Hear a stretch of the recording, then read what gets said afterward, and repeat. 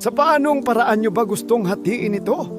Sa paraan kung paano maghati ang mga tao o sa paraan kung paano maghati ang Diyos? Isang araw, may 4 na bata na nakatanggap ng isang maliit na bag ng candy. Tuwang-tuwa na silang lahat pero hindi nila alam kung paano ito hahatiin. So napagdesisyonan nilang magpatulong sa kanilang lolo. Pero napaisip sila sa tanong ng kanilang lolo. Sa paanong paraan nyo ba gustong hatiin ito?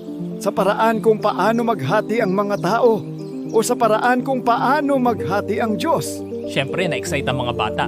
At pare-pareho sila nagkasundo na ang gusto nilang paraan ay kung paano maghati ang Diyos. Kung ganon, ipikit nyo muna ang inyong mga mata at ibukas nyo ang inyong mga palad.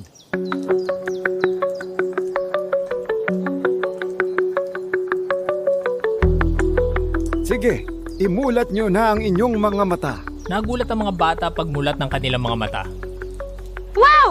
Ang dami! Napaka-unfair naman ito, Lolo. Eh ako nga isa lang. Ako nga, wala eh. Ganyan magbigay ang Diyos.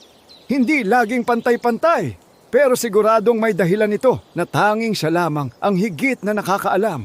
Gusto nyo bang malaman ang dahilan ko? Sige po, Lolo. Ano po ang dahilan nyo? Kilalang kilala ko kasi kayo mga apo ko. Ha? Sean, masaya ka ba? Okay na ako dito.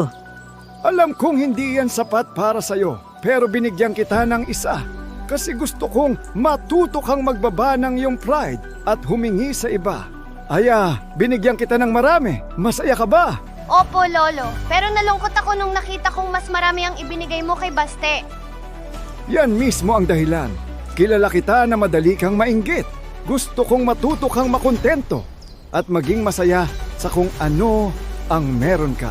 At ikaw, Baste, binigyan kita ng marami kasi gusto kong matuto kang magbahagi sa iba.